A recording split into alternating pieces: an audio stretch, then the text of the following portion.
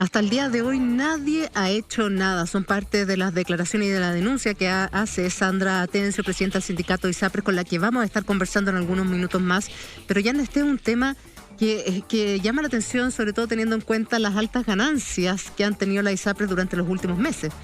Cuando uno ve las estadísticas de alza de utilidades, son más de 770% de alza de utilidades del primer trimestre de este año para la ISAPRES respecto del anterior.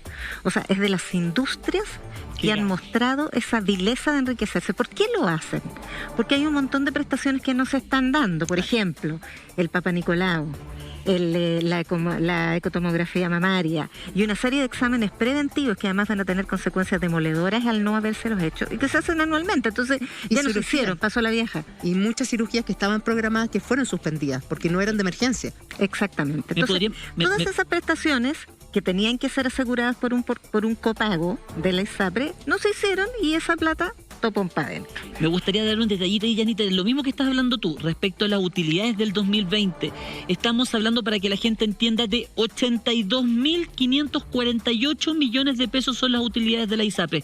82.000 millones de pesos. Eso es lo que está hablando Yasna. Eso está hablando del gran negocio que se están haciendo. Ni siquiera estoy hablando del 2020, ni siquiera de lo que viene del primer semestre del 2021. Le estoy poniendo la pelota para que usted entienda de la millonada de plata que están ganando estas aseguradoras privadas de salud. Bueno, y lo que se destapa ayer, porque la denuncia que hace la dirigente sindical se había formulado ya ante el Senado. Esta denuncia de que apenas cambiaron estas tablas de riesgo, es decir, aquellas que discriminaban a nosotras las mujeres, a los adultos mayores con planes más caros por la potencialidad de ciertas enfermedades, coberturas de maternidad, etcétera. Esas modificaciones se supone que iban a generar cierto perjuicio económico para la ISAPRES, pero la zafaron. ¿Y cómo la zafaron? Aumentando estos precios base de los planes. Decían los dirigentes y las dirigentes entre un 30 y un 60.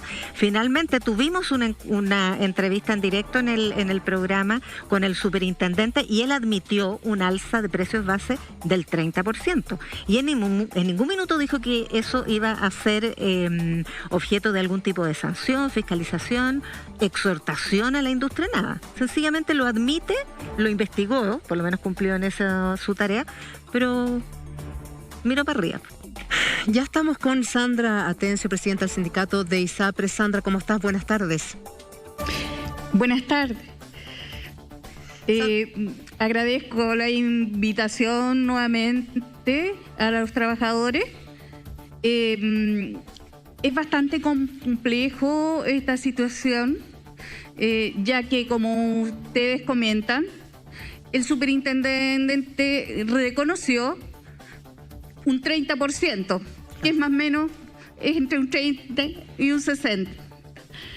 Ahora bien, hay una fiscalización de la misma superintendencia a dos ISAPRES del sistema, el 2014, que vio esta misma situación, que los mismos planes, con las mismas coberturas, de un mes a otro, fueron subidos sin cambiar absolutamente nada.